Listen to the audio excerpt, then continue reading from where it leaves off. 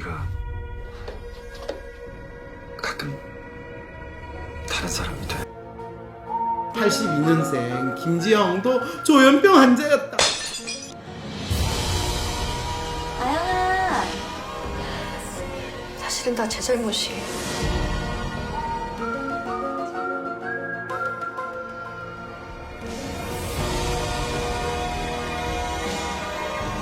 지영아,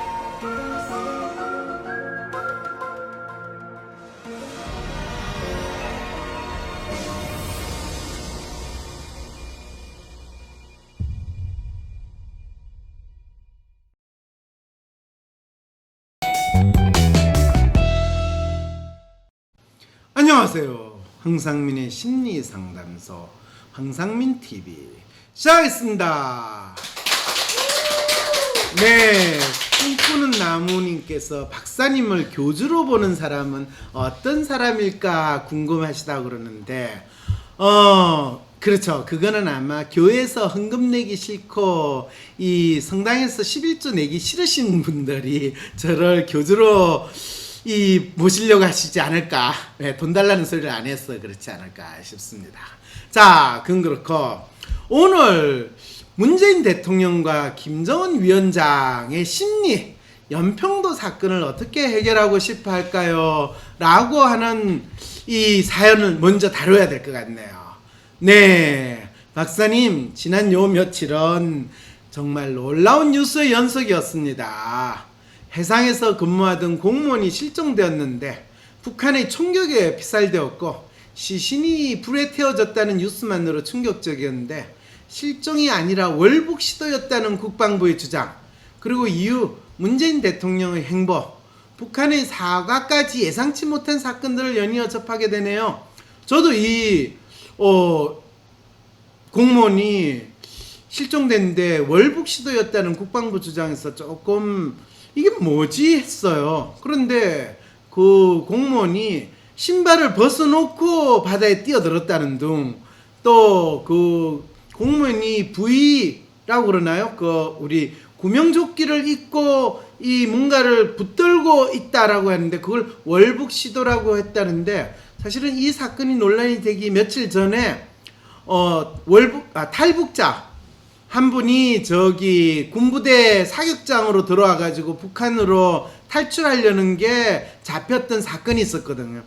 그래서 국방부는 그냥 휴전선 근처에서 북한으로 넘어가려는 사람을 잡았으면 일단 다 월북자로 보려고 하는 그 마음이지 않을까. 그리고 본인이 잡았으면 지난번에 강화도를 통해 가지고 놀랍게 탈북했던 그 사람 경계 문제로 가지고 난리를 쳤던 거기에서 우리가 지금 경계를 잘하고 있습니다. 이제는 북쪽으로만 향한 경계뿐만 아니라 남쪽으로 향한 경계도 월북자도 우리는 잡고 있습니다. 이거를 이제 국방부에서 멋있게 주장을 했는데 공무원이 월북했다니까 이제 이게 뭔 말입니? 이렇게 되는 상황이 벌어진 거죠.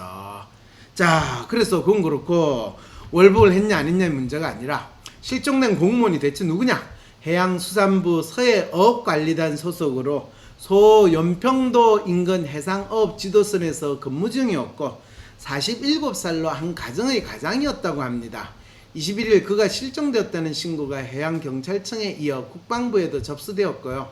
24일 국방부 브리핑에 따르면 북한이 북쪽 해역에서 발견된 우리 국민에 대해 총격을 가하고 시신을 불태우는 만행을 저질렀음을 확인하였다고 합니다. 이에 안용호 합동참모본부 작전본부장은 북한의 이러한 만행을 강력히 규탄하고 이에 대한 북한의 해명과 책임자 처벌을 강력히 촉구한다. 아울러 우리 국민을 대상으로 저지른 만행에 따른 모든 책임은 북한에 있음을 엄중히 경고한다고 밝혔습니다. 이게 이제 합동참모본부 작전본부장이 우리 국민이 북한 해역으로 갔을 때 북한에서는 우리 국민에 대해서 바로 총격을 가하고 불을 태우는 짓을 저질렀습니다. 이걸 만행이라고 봐야 되느냐, 아니면 자기 나라에 들어온 어떤 외국 사람에 대해 또는 남한 사람에 대해서 북한은 무조건 총격을 가하고 심지어는 시체를 불태우는 상황이 있습니다를 그냥 담담하게 알려주는 게 맞을까요? 저는 그 질문이 먼저 들었어요. 그리고 저지른 만행에 따른 모든 책임은 북한이 있음을 엄중히 경고한다. 이걸 왜 합동참모본부 작전본부장이 이야기할 일일까요? 합동참모장 작전본부장은 이 사건에 대해서 아주 있는 사실을 이야기를 해주면 되지 않아요? 그 만행에 대해서 엄중 경고하고 규탄하고 하는 거는 대통령이 하든지 뭐 누군가가 하면 되잖아요. 정치인이 하면 되잖아요. 그러니까 지금 합동참모본부 작전본부장이 본인이 해야 될 일이 리포트를 해야 되는 게 뭔지를 전혀 모르는 상황에서 이 일이 지금 일어나고 있지 않을까라는 생각이 든다는 거죠. 그런데 다음날 25일에는 김정은 북한 국무위원장이 이 사건에 대해 사과했다는 뉴스 속보가 보도되기 시작했습니다. 이런 상황을 의식했기 때문일까요? 청와대는 몇 시간 뒤 기자들에게 9월 8일과 12일에 남북 정상과 오갔던 친서 내용을 모두 공개했답니다. 연평도 사건과 관련해 관심이 정폭될 가운데 문 대통령이 직접 공개를 지시한 거래요. 아니 24일 날 있었던 또는 20일 날 있었던 사건에 대해서 뭐 9월 8일과 12일에 야 우리 국민 한 사람 북한 해역으로 떠내려갈 테니까 너 좀 잘 해줄래? 그리고 야 너희들 국민 한 사람 오는데 걔 공무원인지 아닌지 우리는 관심 없고 우리는 총 쏴가 죽였는데 미안하다 얘 이거를 미리 보냈다는 거예요. 왜 청와대에서는 9월 8일과 12일에 남북 정상 간 오갔던 친서 내용을 왜 공개를 할까요?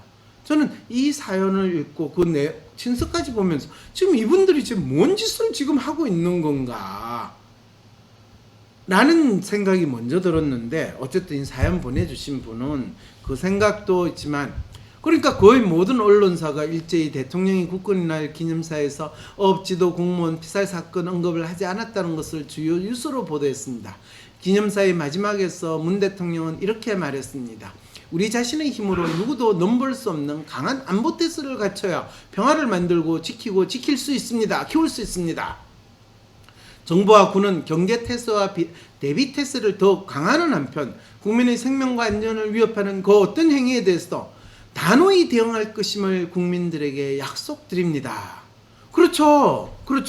누구도 넘볼 수 없는 강한 안보 태세를 검쳐야 돼요. 그런데 북한으로 넘어간 국민을 우리가 유격대를 동원하고 특공대를 동원해서 구출해야 될 것인가에 대해서는 그거는 조금 물어봐야 되는 상황이잖아. 그러면 우리가 이 중국에 있는 북한 주민들을 탈북 주민들을 남한으로 데려갈 때 북한이 특공대를 동원해가지고 서울에 와가지고 그 사람들을 데리고 간 거에 대해서 우리는 어떻게 대응할 것인가 이 질문도 던져봐야 되는 거잖아.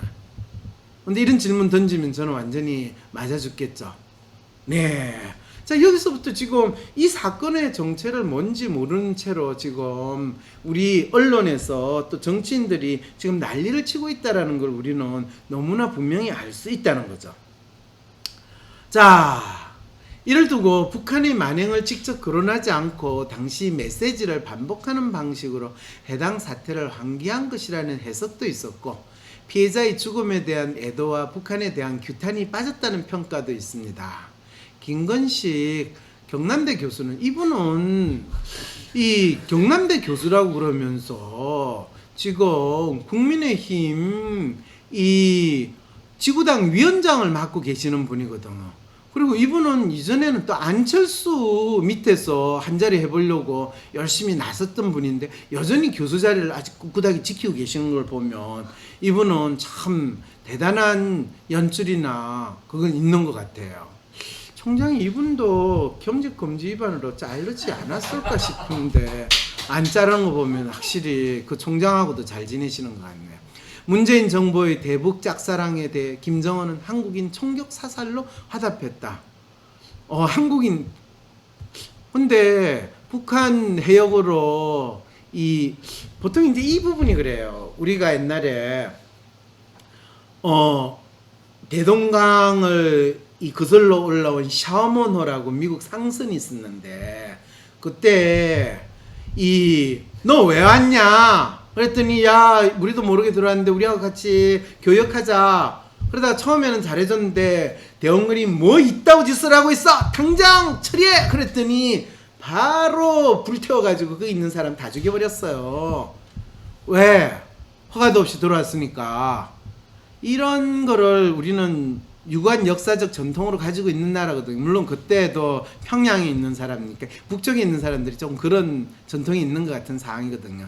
자, 그런데 이게 김정은이 총격 사살로 화답했다. 이 이야기는 얼마나 이 사람이 문재인 정부를 깔 게 없으면 뭐든지 걸리면 다 깐다. 거의 누구예요? 진모 씨하고 같은 진정한 까기 정신을 지금 발휘하시는 분이라는 걸 알려주고 있는 거죠. 국민의 억울한 죽음에 대한 슬픔보다 김정은이 생색용 사과가 문 대통령은 더 고마웠던 모양이라는 나름의 문 대통령에 대한 심리 분석을 내놓게 됐습니다.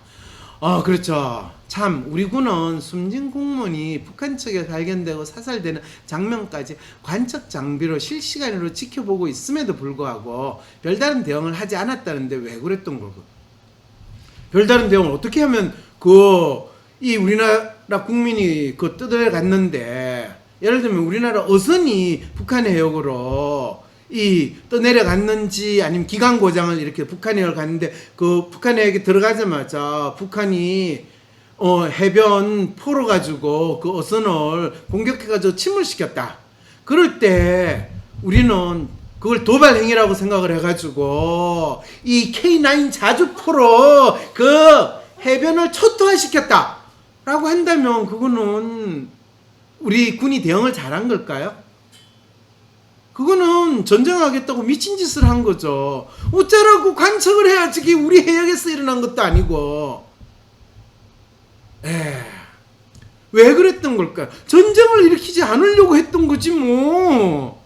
한국군이 분석하여 발표한 내용과 북한이 설명에도 차이가 많습니다. 자, 한국군은 이 사람이 조류에 휘말려 가지고 실수로 떨어졌는데 조류에 휘말려서 북한 해역으로 가게 됐는지, 아니면 살려달라고 난리를 했는데 아무도 거기서 구조를 안 했다든지 이런 걸 모르는 상태에서 몇 킬로를 떠내려갔는데, 이 상황에서 군이나 다른 주위에 있는 어선들이 책임을 져야 되는지 책임을 안 져야 되는지 가장 좋은 방법은, 책임을 안 지고 싶을 때 어떻게 발표를 하면 책임을 안 질 수 있는 좋은 방법이 되겠어요? 실수로 바다에 떨어졌는데 그 사람이 조류에 휩쓸려서 북한으로 넘어가게 됐습니다 라고 이야기하는 순간 군은 어떤 상황에 빠지게 돼요? 아니 그걸 두 눈 뜨고 봤단 말이야? 니들이 뭐 하는 거야? 그럼 당장 헬기를 동원하든지 육지를 동원해가지고 북한에 연락해가지고 우리 이 민간인이 가니까 죽이지 마세요, 살려주세요 라고 확성기로 그걸 하든지 조치를 취했어야지. 그랬을 때 그렇게 하니 귀찮고 힘든데 그냥 지켜봤다가 넘어갔으니까 자중월북한 거로 이야기하면 죽은 자는 말이 없다, 누구도 책임을 묻지 않는다, 그리고 경계 초수에 있는 사람은 자기 역할을 다 한 거고, 그럼 훨씬 더 모든 사람이 해피하잖아요. 모르고 넘어갔습니다 하면 경계 잘못 치니까 또 문제를 댔고. 이런 측면에서 군이 지금 경계를 하고 있다는 걸 안다면 우리 국민들이 이제 북한으로 넘어가려고 하겠어요? 그걸 널리 알려야죠. 넘어가려고 하는 거는 여러분의 자유입니다. 항상 여러분 이 사회가 마음에 안 들고 나만이 마음에 안 들 때 언제든지 넘어가십시오. 그런데 북한으로 넘어가는 순간 북한에서는 여러분을 코로나19 복균자라고 생각하고 총으로 쏴서 사살하고 시체는 불태워 죽일 것입니다. 이걸 알려주면 지금 국민들의 이 방역에 대한 경각심과 이 사회에 대한 불만을 싹 죽이면서 조용하게 지낼 수 있는 얼마나 좋은 군으로도 본인들이 책임질 필요 없고, 그러면 넘어가려는 애들을 못 넘어가게 막아야지. 아니 10명의 포졸이 1명 도둑을 못 막는데 우리가 저 위쪽에서 올려놓은 거를 막는 게 우리 임무지 남쪽에서 포로 가는 거를 막는 건 우리 임무가 아닌데요. 이런 상황에 자연스럽게 사람들이 이야기하고 싶다면 여러분 믿으시겠어요? 자, 그런데 그것저것 따져보기도 전에 지금 완전히 야당에서는 세월호 때 국민들의 생명 한 사람을 지켜보면서 그러고 세월호 7시간 어쩌고 저쩌고 하는데 지금 9시간 새벽에 이 사건이 벌어졌는데 빨리 이 잠 깨우고 안 자고 안 깨우고 뭐 했냐, 잠이나 쳐자는 문 대통령 이런 공격까지 하는 이 야당의 이 비열함, 정치 이 공격 얼마나 웃기는 상황이에요. 그러니까 국민의힘 아무리 이름을 국민의힘을 바뀐다 하더라도 국민이 국민이라고 안 느끼고 궁한 인간들의 힘 이래가지고 지지도가 안 올라간다는 거 좀 알았으면 좋겠어요. 새로 찾는 21세기 심리학. 이 심리학에 대한 강도, 단순한 심리학에 대한 강독이 아니라 내 마음을 찾고 내가 21세기 이 코로나19 바이러스 팬데믹 시대에서 어떻게 내가 제정신을 가지고 살아갈 수 있을까? 마치 자기 마음을 잃어버려 너무너무 힘들어하는 주위에 있는 사람들을 이해하고 이 땅에서 제대로 살 수 있을까? 혹시 조금이라도 이런 마음을 가지신 분이 있다면 새로 찾는 21세기 심리학 강도 이 강좌에 여러분들이 참여함으로써 저와 함께 심리학의 역사, 심리 또는 마음이란 무엇인가에 대한 공부를 해나갈 때 여러분들이 스스로 독립된 존재로서 자기 마음의 주인이 될 수 있는 길을 여러분들이 찾을 수 있을 것입니다. 코로나로 인한 비대면 시대. 얼굴을 마주하지 않고 일한다고 대인관계 스트레스가 없는 것은 아니죠. 이럴 때일수록 보지 않고도 상대방에 대해서 알 수 있는 능력이 더 필요하겠죠?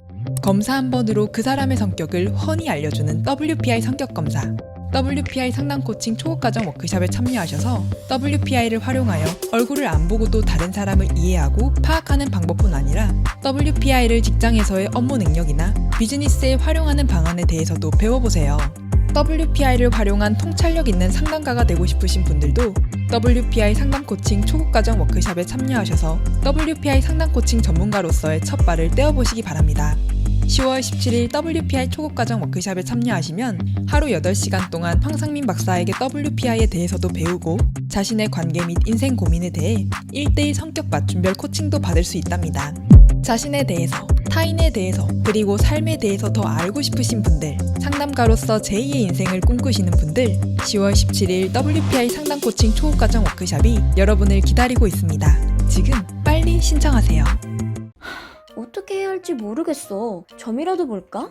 점보다 더 용한 검사 있는 거 몰라?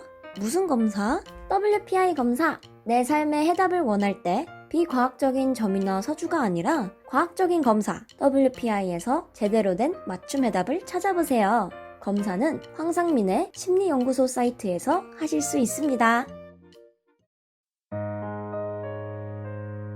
위즈덤 센터가 삶을 고민하는 많은 분들에게 사회적 기업 활동으로 무료 상담을 받을 수 있는 프로그램을 만들었습니다.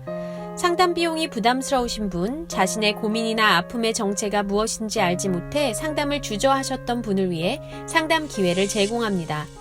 상담을 통해 자신의 마음을 확인하고 자신의 문제에 대한 통찰을 경험할 수 있을 것입니다. 황상민 박사님과 1:1 비공개 상담을 할 수 있다고요? 비슷한 WPI 프로파일, 상담 사연을 봐도 알 수 없었던 자신의 본질적인 문제를 파악하고 생각지도 못했던 실용적인 해결 방법을 얻으실 수 있습니다. 자기 삶의 통찰을 얻으시고 반복되는 문제에서 벗어나 원하시는 삶을 살아가세요. 관련 문의는 위즈덤 센터로 연락 바랍니다. 때론 귀여움으로, 때론 멋진 스타일로, 때론 호통으로, 또는 날카로운 통찰로, 때론 허당미까지 당신의 불면을 밝혀줄 황상민의 심리상담소가 훨훨 날아갈 수 있게 작은 약속이 모여 응원해주세요. 후원해주세요. 당신의 후원으로 쑥쑥 크는 황심소. 해피 나눔을 통해 후원 가능합니다.